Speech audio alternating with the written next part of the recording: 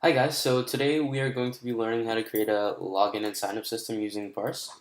And it's going to be more than just the basic login and sign up system. So after this tutorial with a little more work, it should be something that you guys can use in one of your apps.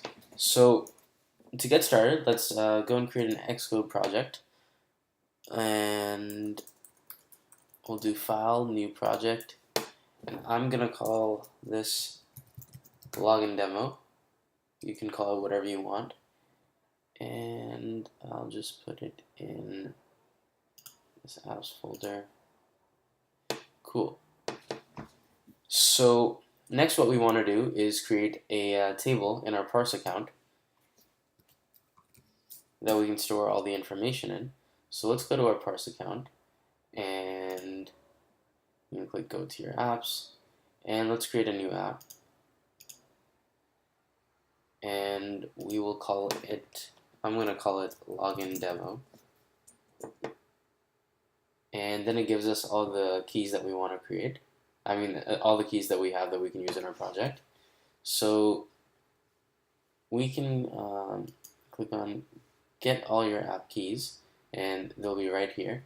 But for the meantime, let's go click on core and add a class. So instead of a custom class, we'll add the inbuilt user class. And then it has a bunch of things right here for us. So we are going to be using all of these fields. Not all of them, but a few of them. We're going to be using the username field, the password field, and the email field, and we're going to be setting them in our app. But let's say we also want to add a few more fields. So let's say we not only want our user to have a username stored, but also we want their first name. So we can create a field for first name in here. And we also want their last name, so we'll create a last name field, and the type will be string. And let's say we also want to store their birth date, and let's say we want to store it as a string. There's a date option here, but another way to just store it is a string. So for simplicity, let's just call it birthday. And let's say we also want to store their gender. So for their gender, we can also store it as a string. And lastly, let's say we want to store their profile picture. So for that, we're going to use a PF file, and we'll call the field profile picture. Cool, so now we have all of these different fields in our data table, and we are going to fill those in when our app starts and the user enters information. So let's, without further ado, let's get our Xcode project set up with Parse. In order to do that, let's go to Google and type in Parse iOS Quick Start. So once you click on this first link, you want to click on Data, then Mobile, then iOS, then Swift, then Existing Project. And at some points during the tutorial, I might be going a little fast, but feel free to pause the video whenever you need to and replay anything that you want. Cool, so to start off, let's go ahead and look at this box right here. So basically, Parse wants us to add in some of Xcode's inbuilt frameworks. So let's go ahead and get started with that. So first thing, in order to do that, we click on the project here, Login Demo. Once this screen shows up, we want to click on Build Phases and Link with Binary Libraries. And over here, we want to add in all the libraries that it's giving us. So I'm just going to move this off to the side so we can see both at the same time. And as we can see, the first thing that we want to add is the Audio Toolbox library, so we can just search for it and then we can click Add. Unfortunately, you do sort of have to go one by one in this, so it does take a little bit of time. Let's go ahead and add all these in. So CF Network, Framework, then we have Core Graphics, and then we have Core Location,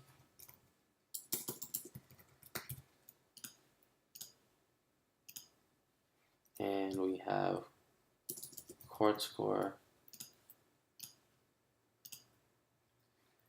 and Security,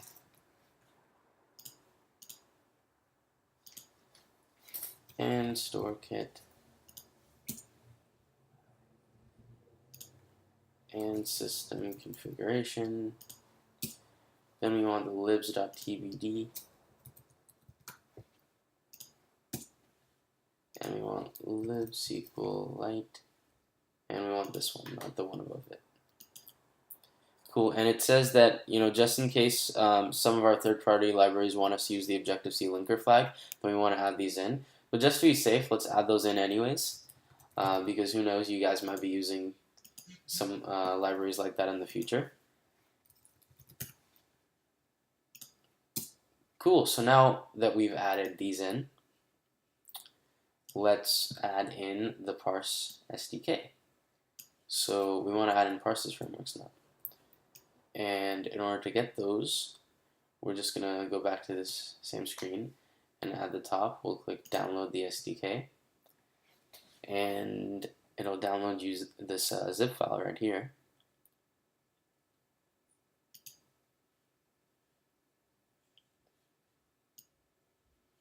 And we can open up this zip file, and here we have all the frameworks that we want to add in. So how we're going to add them in: first, we're going to open a new Finder window, and we're going to navigate to our projects. So mine was in my apps folder, and it was called login demo.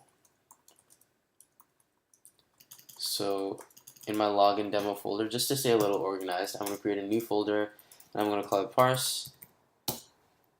And now I'm going to go into that folder. I'm going to take all these frameworks, I'm going to copy them, and I'll paste them right in here. Cool. So now, from within our project, we want to take all of these, and we'll drag them and drop them right under here. Or actually, hold on a sec. Instead of doing that, let's try and be a little more organized. To add in parse, let's first create a new group, and we'll call it frameworks. So just any extra frameworks that we want to add in. And under that group, we'll drag all these parse frameworks, and we want to select copy items if needed, and press enter, and they'll show up right here. Cool. So now we have the parse frameworks, and you'll see that they'll show up right here as well in your link binary with libraries. So now we have 19 libraries added in. Solid. Now, next thing that we want to do is, so as you'll probably notice, the parse framework is written in Objective-C. So to connect it with our project, we need to create a bridging header. So how do we do that? We go to File, New File, and we'll click Objective-C file, and we'll call it whatever our project name is, so in my case, login demo, and then bridging header. And when you create this, it'll ask you, do you want to create a bridging header file? And the answer is yes, you do want to do that. And it'll only ask you this once, unfortunately, on the first time you create an Objective-C file. So make sure you don't skip it, otherwise you will have some errors. Adding in that bridging header file can be pretty difficult sometimes manually. So now it's created these two files, .m and .h. We don't need the .m file, so let's get rid of that. Let's delete it and move it to trash. Unfortunately, we've created this one in this location, but we'll just move it out of this frameworks folder. Cool. So now we have our bridging header file right here. So with that, we're going to add in our parse framework. We're going to import it, and we're going to do import parse/parse.h. And we're going to save. And at this point, we can do Command B and see if our project builds. Cool. The project builds, so we're on track.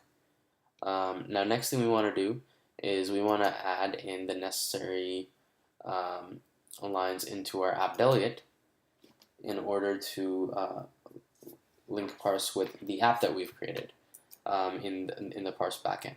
So in order to do that, we'll go to this first function, this did finish launching with options function, and we'll do parse dot enable local data store, which you might need later, and more importantly, parse.set application ID, and we can get this application ID from our backend. So let's go to Chrome, and we'll go to our data table, and we can click settings,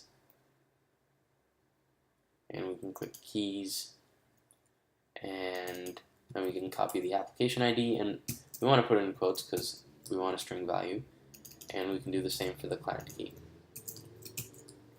Cool, so now our app will be connected with our particular app in the Parse backend. So next thing we want to do is let's go to our storyboard and let's create a login screen. So for simplicity's sake, I'm just going to be working in the iPhone 4-inch size, and I'll move that to the side. Let's drag in one view controller for the login screen, and we'll drag in another view controller for the sign up screen. And for both of these, let's do iPhone 4-inch.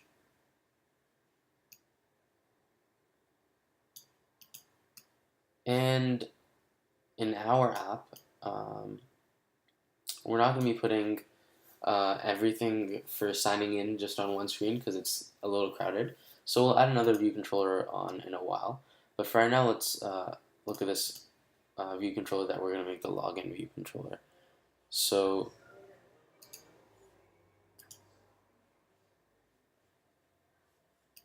let's see.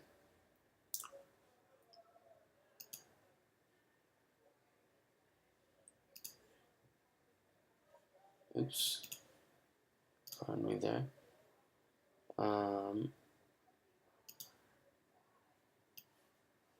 I'm just going to move this to the side so I have something to look onto while creating it so that I don't make too many mistakes. And okay, cool. So first thing that we want to do, let's add a label, and this can be our app name. So right here, we'll call this login demo.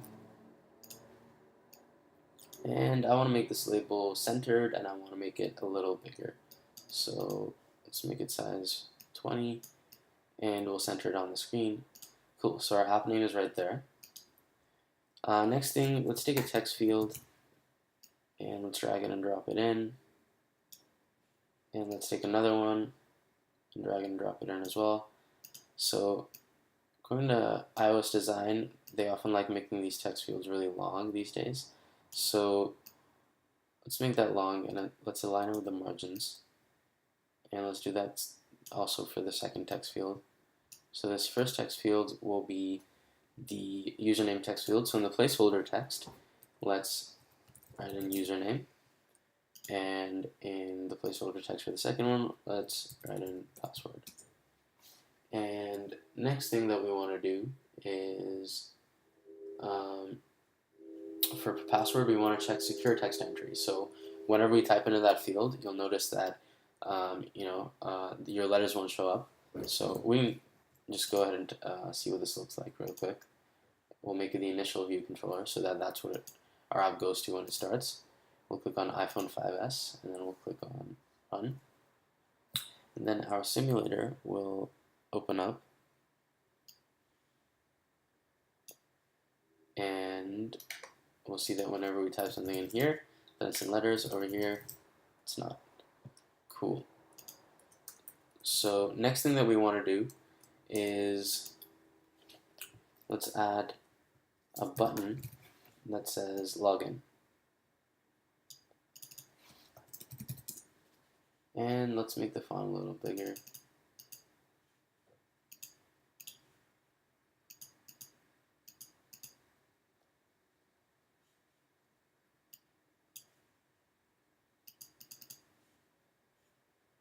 Maybe not quite that big, so okay. We'll place it in there. And I'm not liking these text fields very much. They're a little too small at this point, but we can fix that later. So one issue is that when you have text fields like this, then you can't exactly go and change the height of them right here. As you can see, it doesn't let you do that, but there's a hack around it, so we'll show you that later. For right now, this login screen doesn't really look that good, so why don't we add in a background, and let's do that as a UI image. view, a UI image view actually. So we'll take this UI image view, and what we'll do is we'll arrange it and send it to the back tool, and we'll make sure it fills in, all those edges. So now we want to find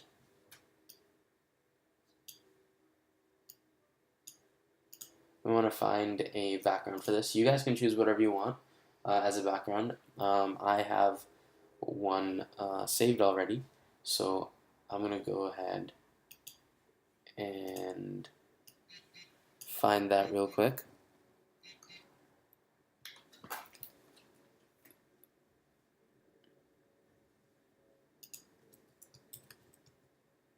So go ahead and find a background that you want to use, and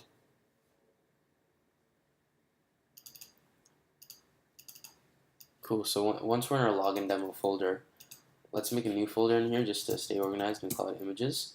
And into that images folder, we can post whatever our background is, and I'll call mine orange BG. Cool.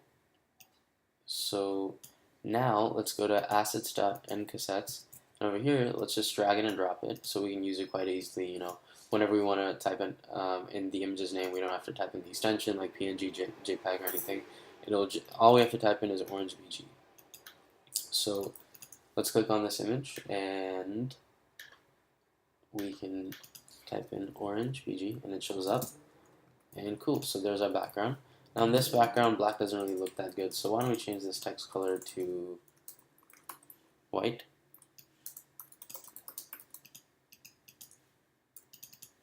Oops.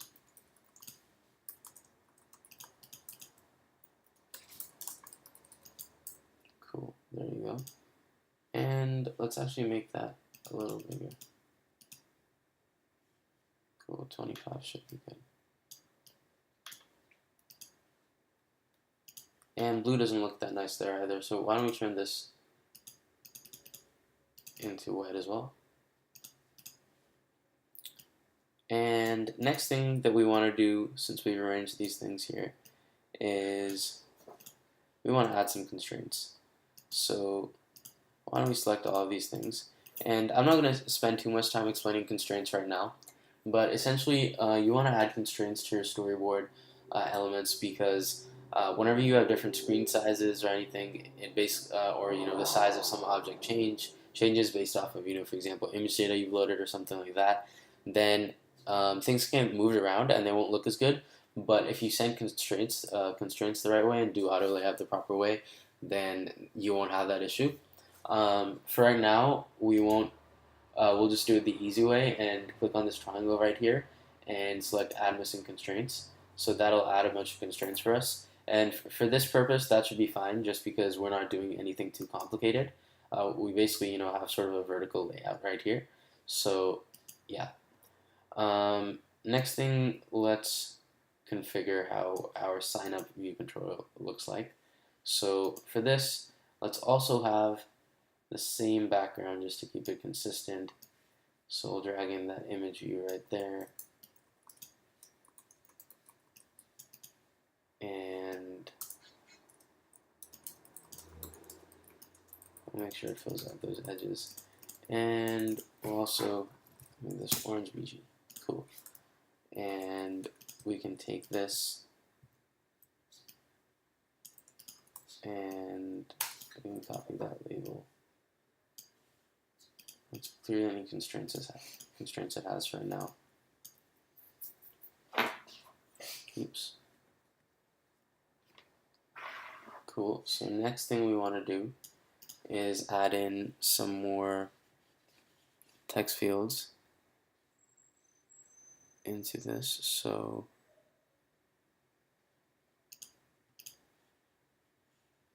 let's go ahead and look up text field right here, and we're going to want to, in case the user needs to sign up, first thing we're going to want is a username text field. So let's drag that out to the edges. And next thing we're going to want is the user to enter their first name,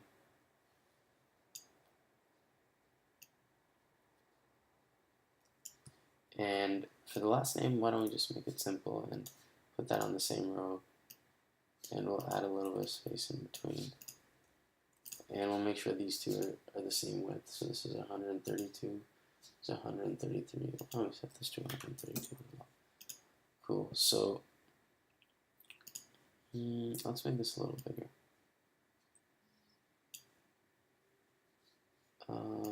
Let's do 138, and we'll make this 130 as well. And we'll put it in right there. Cool. So next we want to take another text field and add it in, and this will be where the user can enter their password. And then we want to confirm password field as well, and we'll also make that a nice length. And finally, we will want an email field. Cool, so let's type in the placeholder text for all of these. So, username,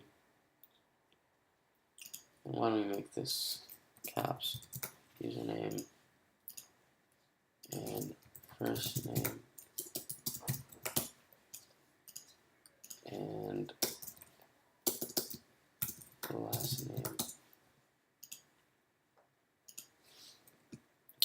and your password, and confirm password, and the last one will be email. And for these two fields, again, we want secure text entry, so we will click that. Cool.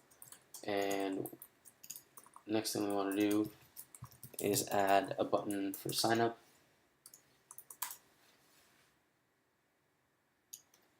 And we'll make the text color white.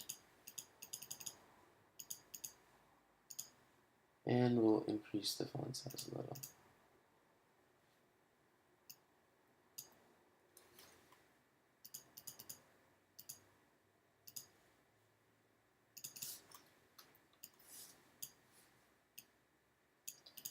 And we'll call this continue, because again, we're gonna have another view controller after this to add, the profile picture and the birthday and all that stuff for sign up.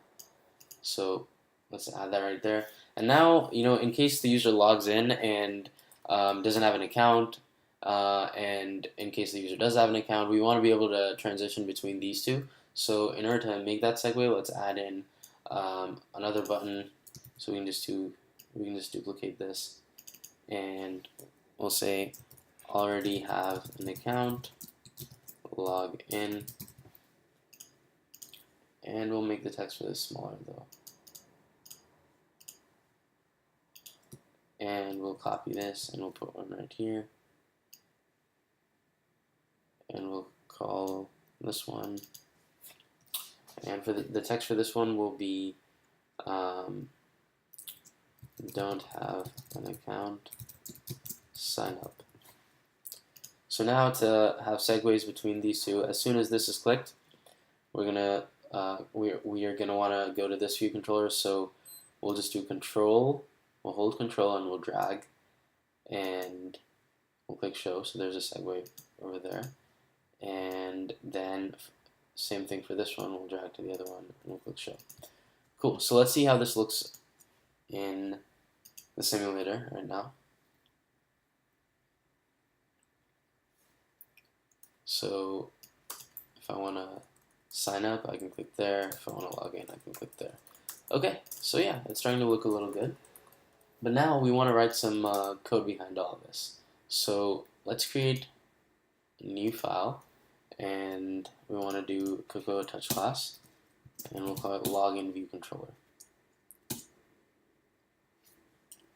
And we'll go to the storyboard and we'll set the class of this view controller to login view controller. Cool.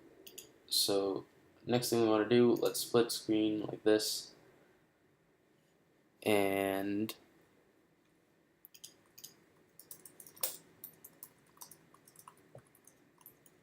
So now we want to take this username text field right here, and we want to create an IV outlet for it. So we're going to call this username. We want to do the same thing for the password text field, and we'll call this password.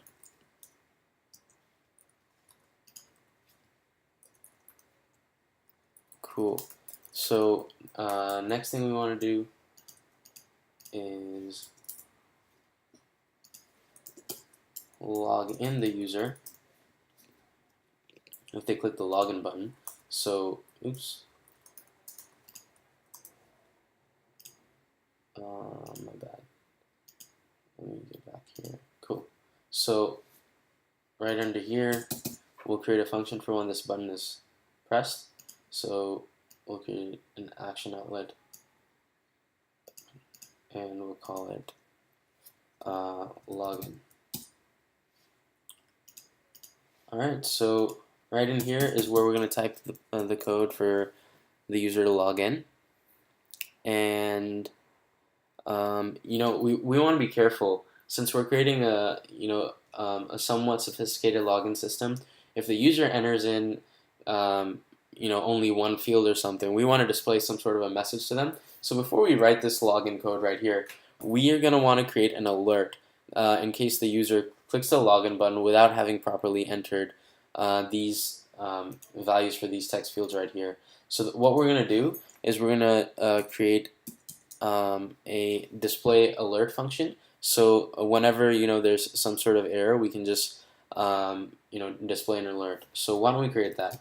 We'll call it func display alert, and this thing pops up right here. But that's not the one we want to use. We're going to do display alert. That's display layer, my bad. We're creating our own function, so we can do display alert, and we can pass in some parameters, some arguments to that. We can pass in the title of the alert, what's going to be up top, and the error that we want to display to the user. So we'll call that error display error, and both of these will be strings. And so this is just one thing you need to know about the iOS SDK. So what we want to do now is we want to create a UI alert controller. So let's call it let alert equal UI alert controller, and we're going to instantiate this controller, and as soon as we type in the parentheses, these autofill options should show up. And in the title, we're going to use the title that's passed in as the argument. So cool. And the next thing we want to do is for the message is going to be the display error that we're passing in, and the preferred style is going to be UI alert controller style dot alert. So yeah, nice and simple.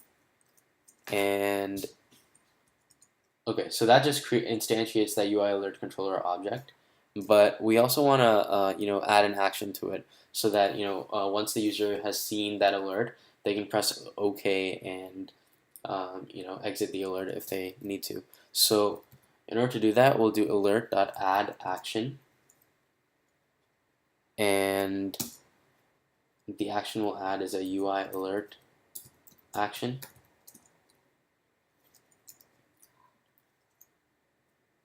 Oops.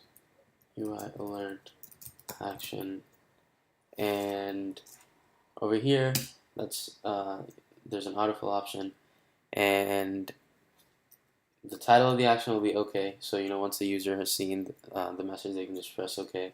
The style will be .default, and the handler we are going to configure that. So the handler, we're going to type in a brace right there, and we're going to click enter, and now here we can type in the code that we want.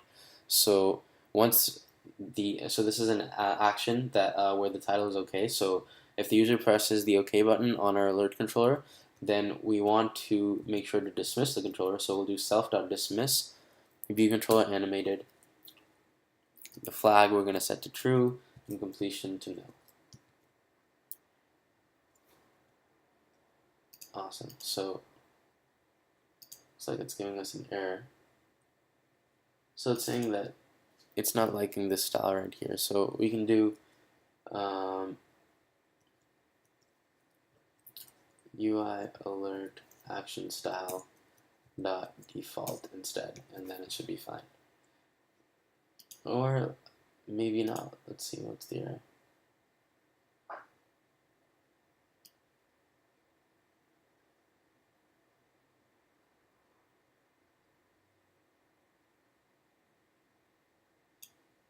Oh, my bad. Okay, so what we forgot to do is in the handler we want to add in right here action in, because this is an action we're performing. Cool. So yeah, the error is gone. Okay. So next thing that we want to do is we want to go to our login function right here, and we want to see if there's a display error. So first we'll just set the display error to an empty string, and then we'll see if the username text field right here, so this username text field has any text in it. So we'll do username.text, and if that equals the empty string and the password.text equals the empty string, then in that case we're going to set the display error equal to, you can have any error message that you want. I'm just going to say please enter a username and password. And otherwise, if that's not the case, if the username text field is only empty, then we'll set the display error to please enter a username. And similarly for the password text field, if the password text field is empty,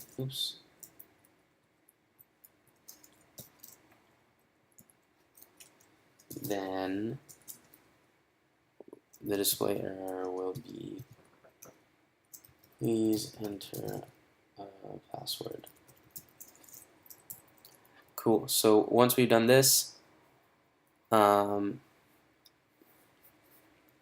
then if our display error has been appended to, that means it will not be this empty string right here. So if any of these conditions are true, then the display error won't be equal to that empty string, and that's the case in which we want to give the user an alert message. So that's why we'll do if display error is not equal to the empty string, then display alert, which is our function that we created, and we'll pass in the necessary arguments. So let's have the title of it be error in form, and the display error will just be this display error that we have right here. Cool. So, and if there's no display error, then we're going to want to log in the user. So before we write any of this user login code, let's see if this alert controller that we've set up works. So let's go to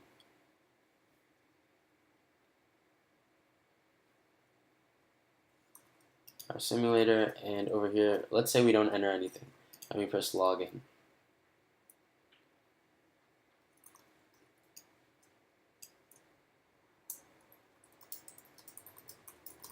Then in that case, nothing happens, and that's because we forgot something here. Can you tell me what we forgot? That's right, we forgot to present the view controller. So over here, when we created the view, when we created a UI alert controller, we never really added it to the current view or said, hey, present that. So what we need to do is we want to do self.present view controller, and we want the view controller that we're presenting is called alert, and if we want it animated, yes we do, and completion, and completion we want to set to no. So now it should work. Now when we actually call this function, this should present the controller that we're creating right here, not just created.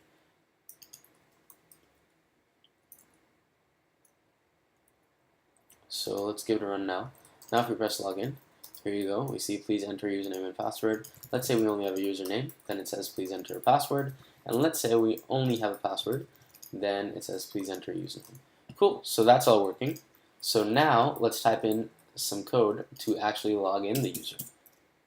So first thing that we want to do is we want to create a pf user object, and that is basically a parse user object. So we'll call that let user equal pf user, and we'll create it just like that. And then we want to set the usernames, the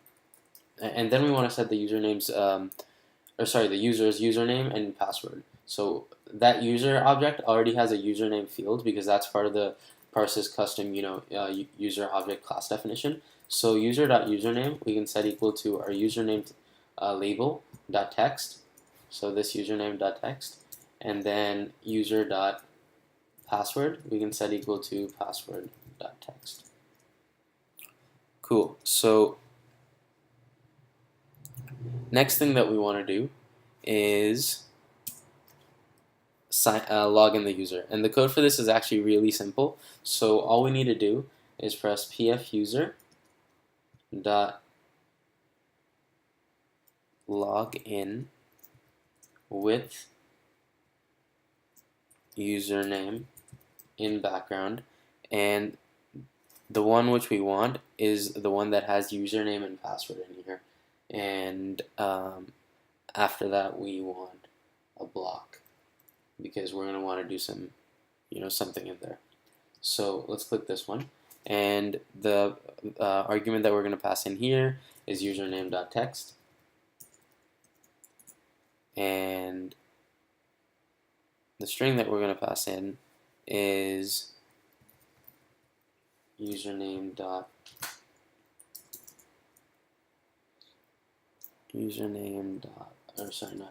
password dot text. Cool. And over here we want a block, and it's giving us a quick fix error, and we just need to unwrap it. Okay, so over here in this block, what we want to do is we want to take this block and we want to replace it with this chunk of code right here. And I'm just going to copy and paste it, and feel free to take your time, pause the video, and write that down.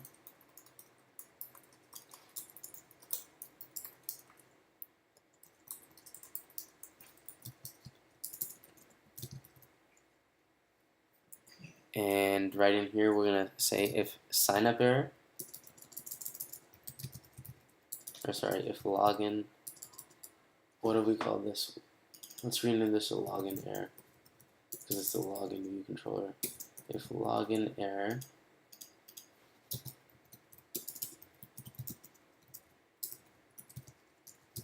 equals nil, then we're going to do something, and otherwise we can just print an error for right now. So print. We could either do that, just nice and simple to the console, but that won't really display to the user if there's actually a login error, like if they have a problem with their internet connection or something. So that's why don't we use this display alert function that we have to display an alert to the user if they're not able to log in. So in order to do that, we can just do if let error string equal login error, which is this error that it gives us if there's an error. Login error dot user info of error as ms string. Then in that case we'll set this display error equal to this error string,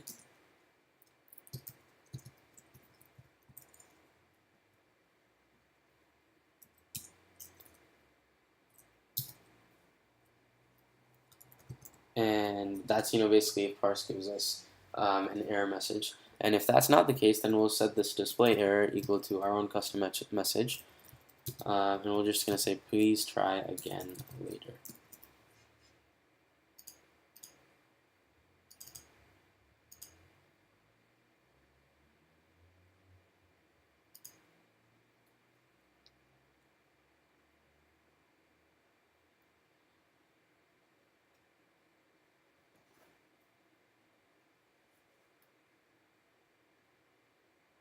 And we're getting an error right here, and I believe that's the case. Yes. Okay. Cool. So now that we've set this error message, then we'll display the alert to the user, and the title will be could not sign up, or sorry, could not log in, and the display error will be this display error that we've set here. Cool. And so one thing to note, earlier I had you create this user right here, and the idea behind that was that you can you know, you can just log in this user by doing something nice and easy, like, I mean, you can basically just log in this user by creating a user object right here, but we don't actually need to do that, so we can get rid of this because over here we're just using the PF user class rather than an instantiation of the PF user object, and we're just passing in the given parameters that we need. So we don't actually need to create that user object right there. But in which cases would we need to? Let's think about it. So let's not remove it just yet, because there's a purpose for putting it there, and that purpose is that oftentimes we want to set we want to log the user in with more than just a username and a password object. So in that case, we would want to set other fields like user of something else or user dot something else, and we'd want to set that. And Parse doesn't have the PF user login system here doesn't have that inbuilt support for it. So in that case, we would want to log the user in a different way. But since we're just doing this in a pretty basic and standard way, we don't actually need this right here. So we can get rid of that. Okay, so what it looks like to me is that we have a basic login system done. But in order to test that, why don't we make a view controller in our storyboard that we go to once the user is logged in? And in order to do that, we'll take a view controller right here, we'll drag it and drop it, and let's make that iPhone 4-inch real quick. And we'll make a segue between these two view controllers, a show segue, and we'll call the segue to main view controller, so to main VC. And we'll copy that segue, and in our login view controller, if the user is successfully logged in, so if login error is nil, then right in here we're going to perform that segue. So self.perform segue with identifier to main VC, and the sender is self. Okay. So in this case, what we want to do is go to Chrome, and over here let's create a user, and we'll call the username just A, and password we'll also say A, and let's try and log in the user and see if that works. So it's saying build failed. Let's see why that is. Expected declaration. It seems like we have not closed this this bracket right here, because this is aligning to there, and this is actually aligning to that block. Okay, cool. So let's give it another try. Okay, so let's log in with the username A and password A, and we were taken to that new blank view controller. So is it working? Yes, it is. So we were able to log in that case. Cool. So now we have a basic implementation of this login working, and now we need to do the more tricky part, which is creating the sign up portion. And for that, you can watch it in the next part of the tutorial. But until then,